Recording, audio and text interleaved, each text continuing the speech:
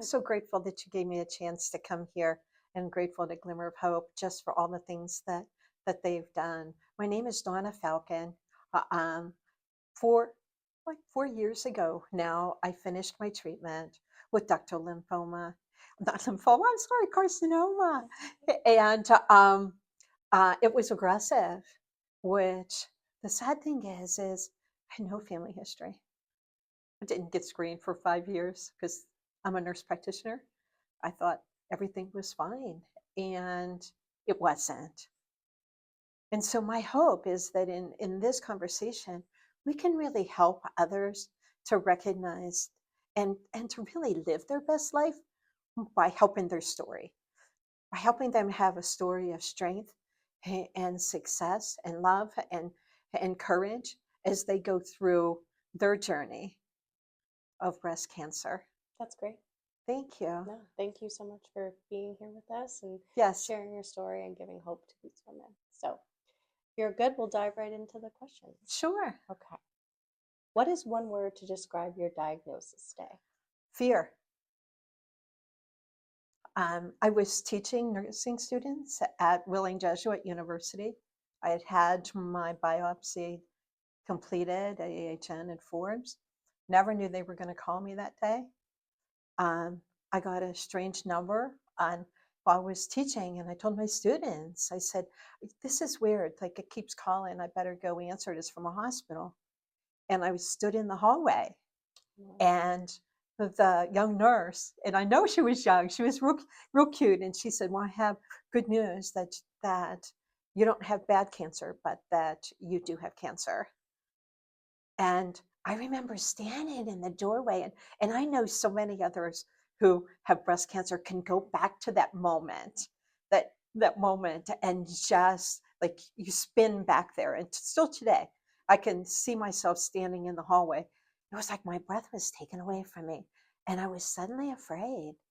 And I thought, okay, breathe, go back in and teach, and head home, which was an hour commute to my house. Yes, and my students saw like I was white, and they asked me if I was okay. And I said to them, "I just got the call. I have cancer." And they just came together. These young nursing students came together, and they said, "You need to go home." And I was like, "Yeah, I know, but I have to teach you." And they said, "No, you need to go home." And so I drove home down 70, if you know anything, down the crazy, hectic road. And I just prayed my whole way home. And I thought, please, first off, let it not be true. And secondly, if it is true, please give me strength. Because it's not, my concern wasn't even as much for me, but my family, my husband, my children, my grandchildren, what that would mean to them. So it still causes me to have my heart rate go up when I think about that day. Um, but at least I wasn't alone, Mhm. and I had some support of some young students. Oh, Yes, those students really lifted you up when you needed it. they did. They did. And they gave me what I needed was permission to say, no, I need time Yeah, to take care of yourself. to take care of myself. Yeah. Yes. What is one thing you wish you would have known sooner? I think I would really like to have known how they would call me, when they would call me. Now this is 4 years back, so there's been tremendous changes that have occurred during these 4 years that have made it much more patient centered. But I wish I would have known some of the other tidbits that I did not. Again, no family history of cancer. I taught about it. Mm-hmm. I work in hospice and palliative care, but I had no idea what that path would be. And so I wish I had known those little simple tidbits of after the biopsy to get the round ice packs to help with the pain, that this is what you might experience, and that, what the road really might look like. That was early on. Now, I have to tell you that I had my treatment and my surgery at AHN Jefferson Hospital, And the my surgeon, Dr. Gannon, sat down next to me, drew me pictures, and said, "We have a problem, that it's more aggressive than we thought. And so the, the surgery is going to be more. I want to do my best to get everything out. And you are going to need treatment after." And he just sat next to me, looked me in the eye. And in that moment, I, I, I was comforted that it was going to be okay. As a sideline, the other thing that's important to notice, 4 years ago, we were at the end of COVID with isolation. And so no one was permitted to be with me. And so I they waited in the car out in the parking lot, because even at that time, you were not allowed in buildings. And I totally understand it. And that also, I think, helped to just like say it's really okay. And so I wish, though, I would have known some of those things.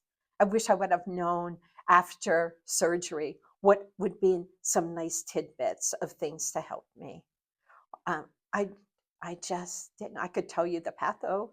Yeah. I could tell you all of those pieces, Mm-hmm. but the personal side, that emotional side, Mm. I just did not know, and there just wasn't the connections. Right. Yes. Yeah. No, that's important information that I think a lot of people maybe don't get. Right. They don't, but I truly believe in these 4 years of that tremendous, strides have been made. And I think through education such as this, to be able to help other individuals look at there are people that can help you, Mm-hmm. that can walk that path with you, and to cause you also to take that moment and pause. Yeah. Yes. That's so important. You're creating a community that maybe Yes. people didn't know existed. Yes. So Yes. that's important. What has been the hardest part of this journey? I think the hardest part from day one was calling my family. My husband was always our rock. My rock, his rock. He was the person that you just stood there, you told him anything, he'd sit down, he'd fall asleep. It made it work. Mm-hmm. He just was solid. But to call my children was truly so difficult. And for them to go along with this journey with me was really very, it was heartwarming, but it was hard for me to give up that role of being a mother. And trying not to identify just as a cancer patient, but being able to be willing to accept help, Mm-hmm. and to slow down a bit so that I could take care of myself during that journey, and also through survivorship. Right. Yes, Us women, I think we struggle with that, we especially do. when you're a mom. It's hard to You do. put yourself before others. So Yes, it's our we're nature. always planning what's in the refrigerator. Do we Mhm. need milk today? What else what Yes. else is out there? Yeah, I agree. Somehow my husband, food magically appears when it's run out, right? Yes, exactly. That's so true. Yes. What is the biggest lesson that cancer has taught you? I think it has caused me to be more spiritual. I think it's helped me to slow down. It's helped me to look within my life and to truly look at what's most important. And to every day get up and look at, um, being grateful and for so many things that I do have in my life, and also to practice breathing. So often, not only me, but I find other people and moms, we don't breathe. You know, we we're out of breath because we're always moving to the next moment. And I think I'm learning really to be in the now, to be there today, Mm-hmm. uh, um, to not worry about tomorrow or yesterday, because I can't do anything about either one of them except Right. worry. Right. And so I really try to focus on that, and I try to continue to make a difference. So every single day, I try to look at, is there something I can do to make a difference in someone's life today?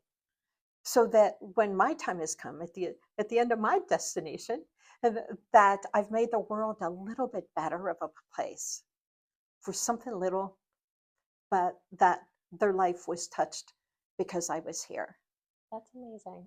Wish more people thought like that. I think we'd be in a Yes. better place, wouldn't we? Yes. Well, we're going to switch gears a little bit. You kind of touched on this, but what do you think is the biggest breast cancer myth? That it can't happen if it's not in your family. We were totally blown away by the fact that I had breast cancer because, again, as I said, in both of my families, so there was no cancer. And so we just never expected it. It was not at all something that we ever thought would be possible. And so I think that through that, we have to look at how important it is for prevention and for us to take care of ourselves. I agree. What is something that people get wrong about survivorship? I think survivorship is interesting, very complex, because my belief, and others may not, but I believe survivorship starts at that phone call. Mhm. To me, it was that moment when suddenly a new hat was on me when I got the diagnosis. And I had to choose how I was going to live my life. And also what this is going to mean for me. Now, survivorship, I think, is unique for each individual. People sometimes need a lot of people around them. Some people need to run. I initially thought I'm going to just keep busy. I kept working and I just did not.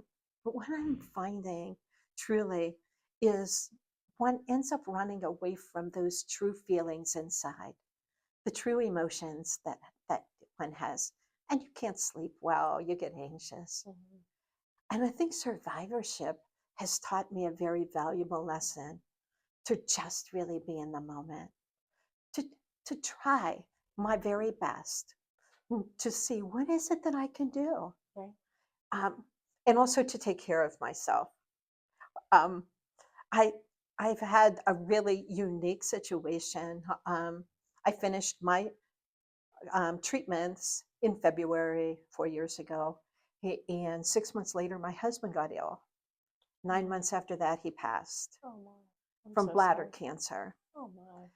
So I didn't get a chance really to process because I jumped in from being a survivor of my own treatment to being a caregiver. Yeah. But I think the unique thing about it that God really blessed me was to be able to help individuals look at both sides of the story. And I did not realize how hard it is to be a caregiver as well as a survivor until these journeys. And so through this lesson, I've learned that we just have to listen to our own life story. What's important to us? We all have one life. Mm-hmm. We write our own story, and it's our own autobiography. No one else can write it.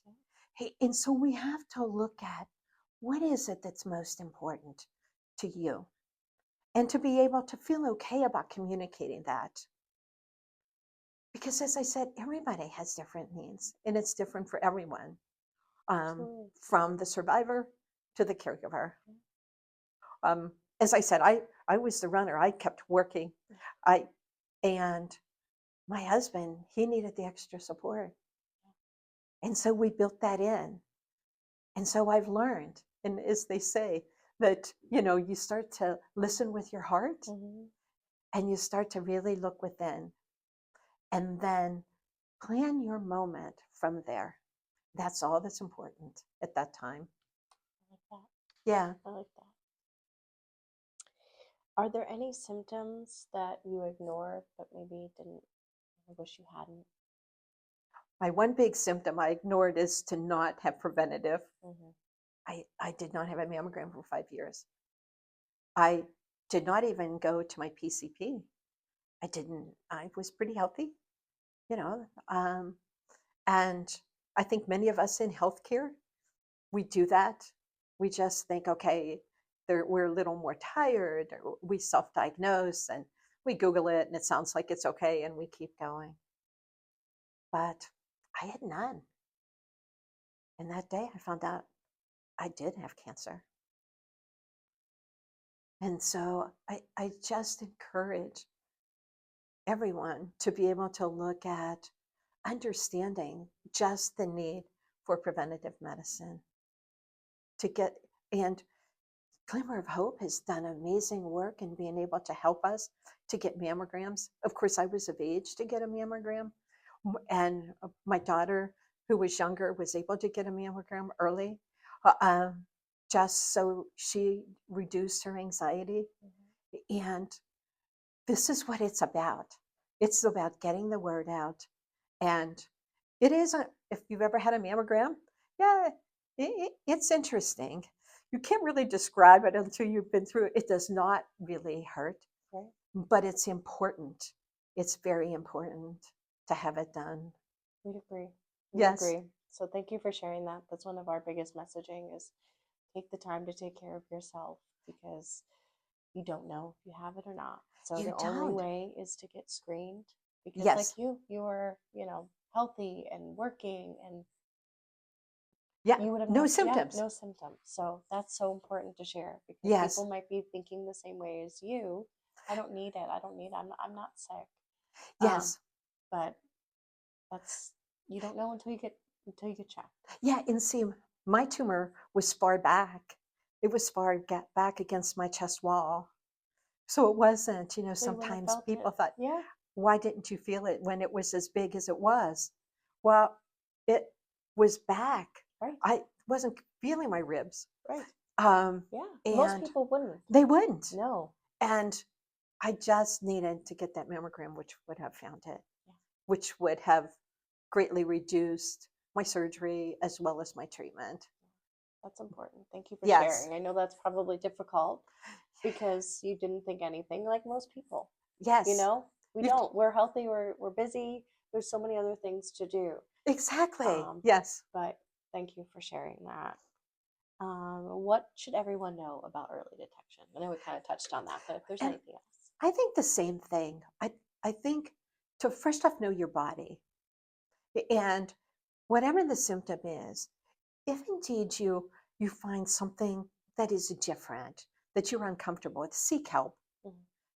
And if they dismiss it, seek someone else. Find someone to listen to your story and be clear about it. Do your homework, not that you have to Google it, but write down your symptoms, when they happen, what it happens, and to truly find someone who can sit down with you, like my Dr. Gannon and Dr. Butler, my radiology oncologist, who sat down next to me and listened to me, and and and also to practice self breast exams. Mm-hmm. If you don't know how or don't feel comfortable, go to your doctor. Go frequently. Go to your OB/GYN. Just be able to be sure that you are covering yourself with the strength that you need to be able to continue to write. That's important. Thank you. Switching gears again, who was your rock during this? I think I was truly very, very blessed. My husband was always my rock and the rock of our family. Yeah. He just always showed up. But I think I learned that not only the solid foundation of my Catholic faith that has helped me, but I think the other thing is my children. My my son would call me every day as I left my treatments, and I took the first treatment in the morning at 7 o'clock, so that I could go to work because I had to keep going. I had to still be something outside of cancer, Mm-hmm. and my identity as a nurse practitioner was so strong.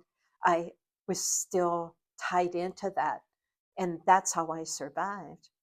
My son Aaron and his wife Christine called me on their way home from work every day, and they they made it through. And they would ask me, "How far are you?" And I said, "Well, I'm sitting on the side of the road because I'm too tired."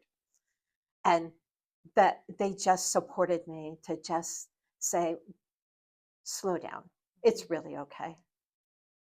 Um, and I think that my daughter, who at that time lived in Georgia, um, she loves. We have cats, and she would send cat videos or funny little videos, and it was a chance for me to just feel connected again. Because what I think you find, and moms do this, is life changes, such as this. You go back and in your mind's eye, you see those babies. Mhm. You see them as they were growing up. And you just look at, wait, they've grown into these adults, and it's okay for them to be able to help you now. Yeah. Yeah. Sounds like you had a really great family to help you through that. Oh, yes. Yes. Amazing. Yeah. Is there one small act of kindness that you won't ever forget? There were so many that from my students sending me flowers to, Wow. and the comfort packages, all of that. But what still warms my heart today? I was working at Bethany Hospice with Diane Mead and an amazing team there contractually, and there was a nurse who sent me a card, and within that card, if you've ever been to Hallmark, they have these little cards Mhm. that are probably 2 inches, and within that, she sent me about 10 cards, and she would send me that every couple weeks. Mm. And each one of those cards on the envelope, it would say, if you're having a bad day or a certain message. And each of those Aw. cards just touched me so much that she just thought so much to be able to look at in those quiet moments, and many cancer patients will tell you that in the stillness of the night at the 2 o'clock when you don't want to wake anyone else up, and you just look and you just want to stop being afraid, and you just want to think that I would open those up. I would open one up, and there would be the sunshine or the sign that says, "You've got this." Come on. And it warms my heart still today, even after I do not work there anymore. Mhm. But she touched my life, because she didn't have to. She just did it because that is who she is, the amazing person that she is. How kind. Just kind. Yeah. Yes. Well, you must have rubbed off on her. Yeah. Who helped you in your hardest days? I think, again, my foundation of my faith did indeed help me in my family. I'm a thinker. I try to process. And I think what helped me also was to really look at, I am not cancer. Who am I outside of Oh, my cancer? So that I could still see that definition, that I had purpose and meaning. I had still things to do in life, and I could still offer things to my children, my husband, my children, as well as my grandchildren. And so I would write. I would I learned to write not just my feelings, but also to look at what was the trigger of that feeling, and what did it really mean to me. And so I went a deeper level. And so it helped me to be able to really recognize the unsettling ground mm, that one gets with a cancer diagnosis. And I found that music is different. Do you know, isn't music interesting? So my son made me a playlist. I'm not very techy. And so he made me this playlist of all these uplifting songs. And oh, so I would play it, especially if I was tired or I was driving. And today, sometimes I listen to the songs and I realize that many of them have different meaning. mhm. And many of the songs today, whatever songs you listen to or the artist, they all have a message. And that message is one of life and of courage, of love, of relationships. And I just then looked at, in my hardest days, as hard as this was for me, think about my family, how hard and helpless that was for them, Right. especially because I became a caregiver myself and saw my husband pass. But do you know, there is something about being able to appreciate and look for joy. And sometimes the joy, and we find this actually now, if you drive around on the outside, you'll see the daffodils. They'll Mhm. start to pop up. It's a sign of hope, it's a sign of life. And so I really, really tried to look at that. And for me, just as I would breathe, I would just take that moment. I could get some strength, some courage Yeah. that I did not think I had, and try to get through another day. Yeah. Oh, that's amazing. I love your outlook. I Oh, really thank do. you. It's, It's moving. do you know, it's come from many years of this and working with a very chronic, I work in hospice and palliative care.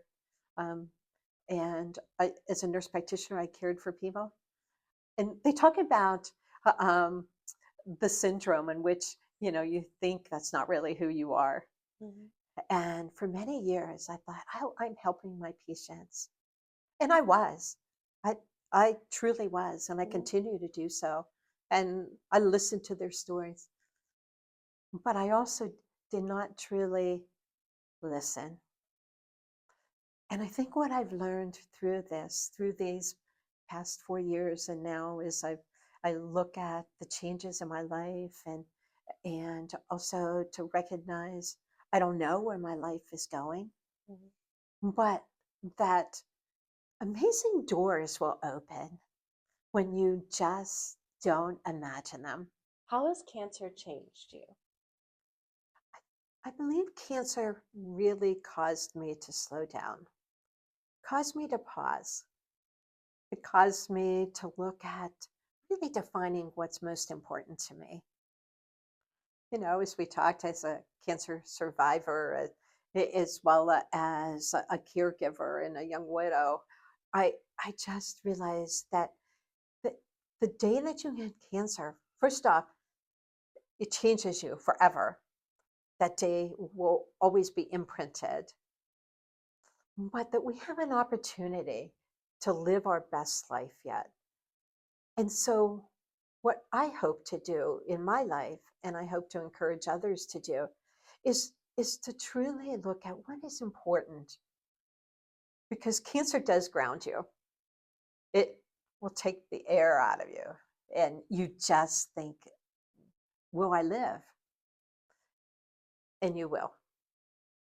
None of us know how long, but what you can do is look at being the best person that you can be and learning to write your life story, the best life story that you have.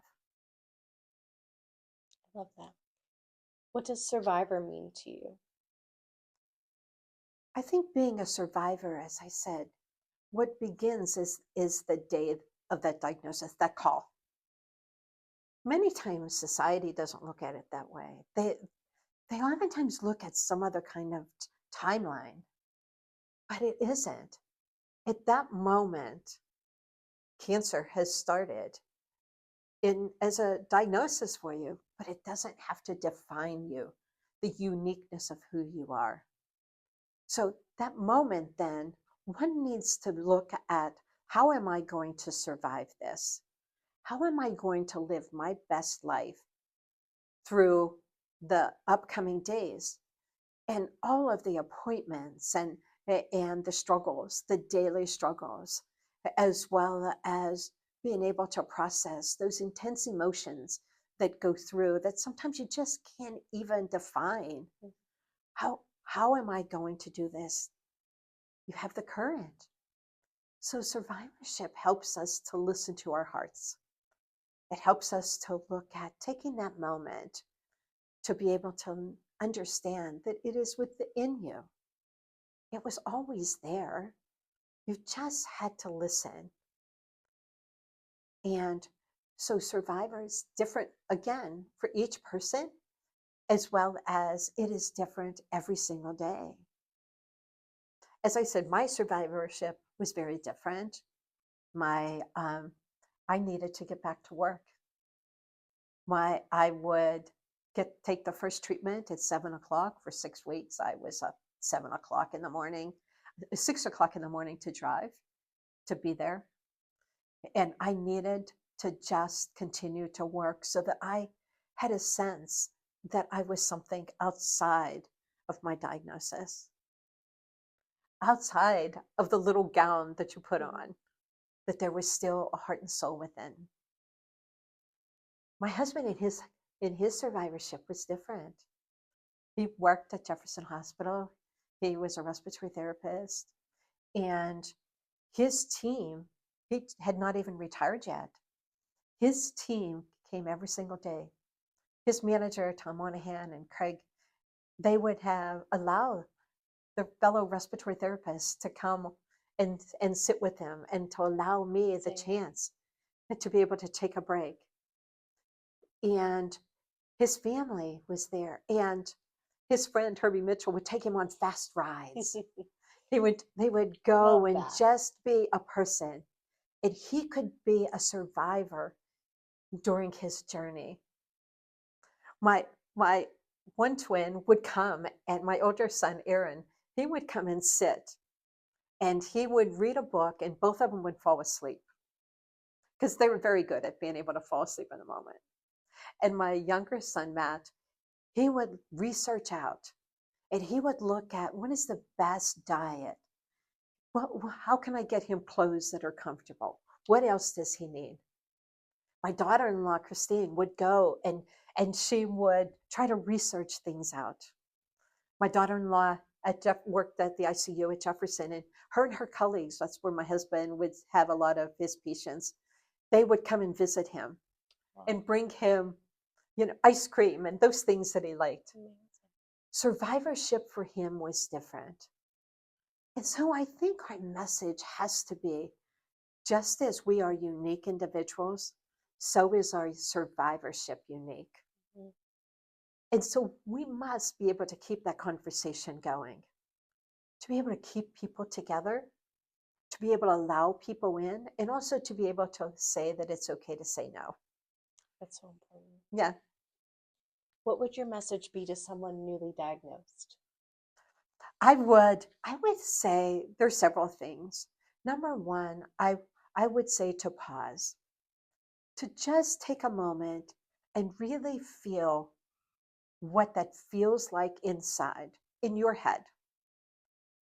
And don't have to explain it to anyone, because sometimes it looks like a word salad. And so, when we look at someone newly diagnosed, I think, we talked about pause. I also think we need to breathe. So often times we don't recognize that, we don't take that moment truly to breathe.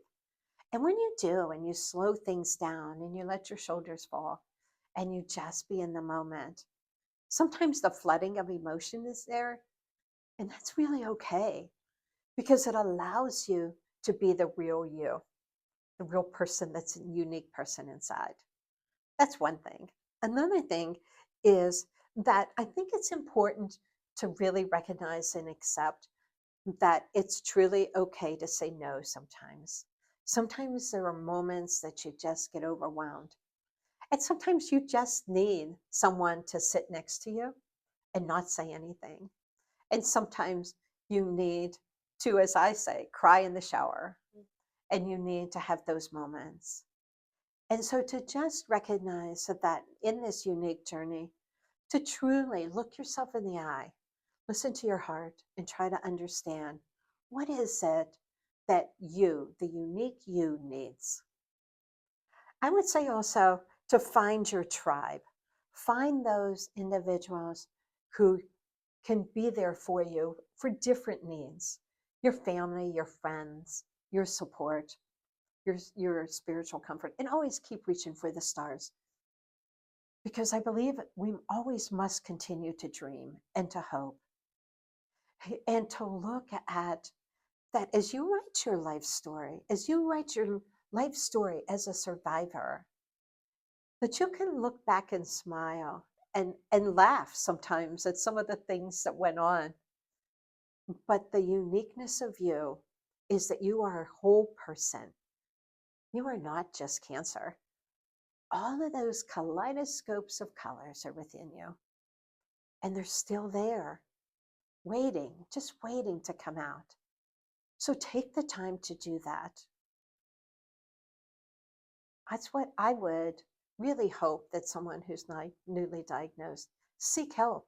Look at some of the amazing organizations to be able to understand what they have to offer, because there's many levels of things that one has to offer. What is right for you? And you can only know that when you look within. That's important. Thank you. What gives you hope today? I think what gives me hope today is the amazing changes that have occurred just in these past 4 years since I was diagnosed and had my treatment, my husband a year later. When I look to see how strong we are in our education, our knowledge, our research, as well as our ability to touch so many more people. When I was going through my treatment, I did not even know Glimmer of Hope existed. I did not know so much. And so now we have the capabilities to know that. Now, this is a little different. It's going to be a finish the sentence. So take your time whenever you're ready. I am stronger because. I believe I am stronger because of cancer. I believe that it truly has helped me become who I was meant to be all along. And it has allowed me to have the permission to be me. Breast cancer has taught me. Breast cancer has taught me to pause, to look at as what is most important in my life. You know, so often we're on that train to see how fast we can go to the next thing. And it's caused me to really look at what is it that I'm looking for along the way. It's taught me to slow down and look for the daffodils in the yards as we drive by, to be able to not be afraid of the snow, but to listen to the quietness of the snow, to really laugh some, to be able to truly listen to songs. It's amazing. You can sing a song, but if you truly listen to it, sometimes it just pulls at your heartstrings. To really take that time to deeply listen to and appreciate life. And it's helped me to continue to build memories, all kinds of memories with my family and my friends, and to be able to continue to look at how can I make a difference in someone's life that day. And it might be something as simple as telling someone thank you, opening the door for someone. We're all having a hard time at times, but we have a chance to be able to live a good life, to write our best story, and also to make a little difference every day. So I think it's taught me all of those things. I like that. Survivorship feels like. Survivorship sometimes feels like a roller coaster ride, that the emotions it just change day by day, and sometimes time of day by time of day. You know, we all wake up in the morning when it's sunny out, and we look, oh, it's going to be a good day, and then something happens. And I think survivorship has taught me to really focus on what do I see, because even the rain can be pretty. Even the and I have lots of problems. There's things are still not good, but I've learned that to really take a moment to really look at, this is the unique life I have. How can I write the best one so that it's a story that may inspire another person, that my children, as well as myself, can be proud of, my children, my grandchildren, and also that we can all do that. Cancer doesn't have to define you. You still are that whole person within. Have the courage to look for what is deep within.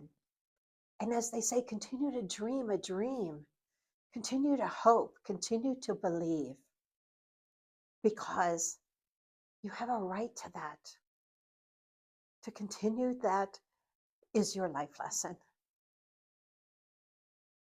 My reminder to others. Get screened. Please try, if it's scary to you, talk to someone about it.